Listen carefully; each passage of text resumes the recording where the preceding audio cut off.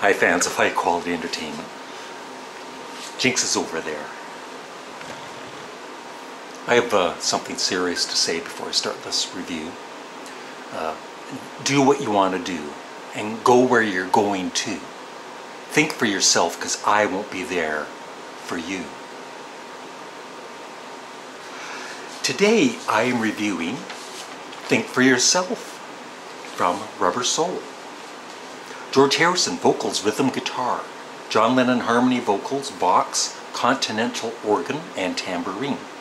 Paul McCartney, harmony vocals and bass, fuzz bass. And Ringo Starr, drums and maracas. Now, one of my viewers, Derek Roberts, stated in my last Beatles review, "You better give a good review of Think for Yourself, one of my top George Harrison songs in and outside the Beatles. And he's my fave Beatle." Trivia question: what instrument did they use on Think for Yourself that was only used on one other song, Paperback Writer? Answer on that video, please. The fuzz bass.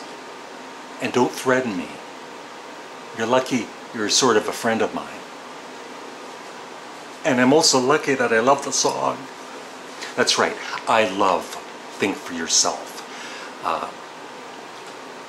Ever since I was knee-high to a grasshopper, I was really short.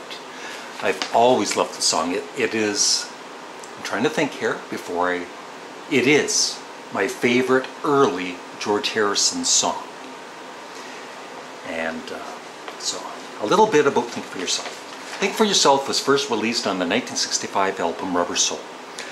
An unusually harshly worded warning about the perils of leaving bad deeds unrectified. The inspiration behind the song is unknown. In his 1980 autobiography, Harrison claimed not to remember its origins.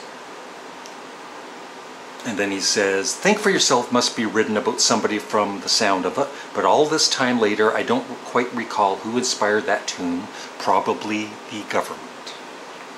And Paul McCartney used a fuzz box on the bass on Think for Yourself. When Phil Spector was making Zip-a-dee-doo-dah, the engineer who'd set up the track overloaded the microphone on the guitar player and it became very distorted. Phil Spector said, "Leave it like that, it's great." Some years later, everyone started to try to copy that sound, and so they invented the fuzz box. This is Paul speaking, by the way. "We had one and tried the bass through it and it sounded really good." Oh, it sure did. It was such a, even now, in a way, it's still such a fresh sounding original sound. But George Harrison kills it on the vocals and he kills it with the lyrics.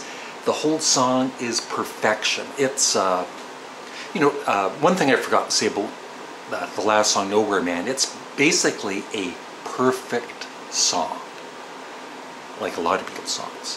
And so is Think for Yourself. So it goes very high in my rankings. You might disagree, and that's okay, because we all have different opinions, right?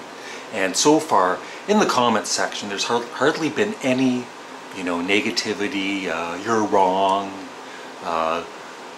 why is it so low in the rankings, that kind of stuff. If you, the viewer, don't care for Think for Yourself, I'm okay with that. But I love the song. It goes way up in the rankings between Every Little Thing and Nowhere Man at number friggin' 7. That's right, I swore. Number friggin' 7. I hope Derek Roberts is happy, because I sure am. Leave your comments below, and remember, if you know other Beatles fans, please let them know that I'm ranking all of the Beatles songs. They might end up unfriending you, unfortunately, but that's the chance you take doing that. Have a great day. Bye. Bunch of losers.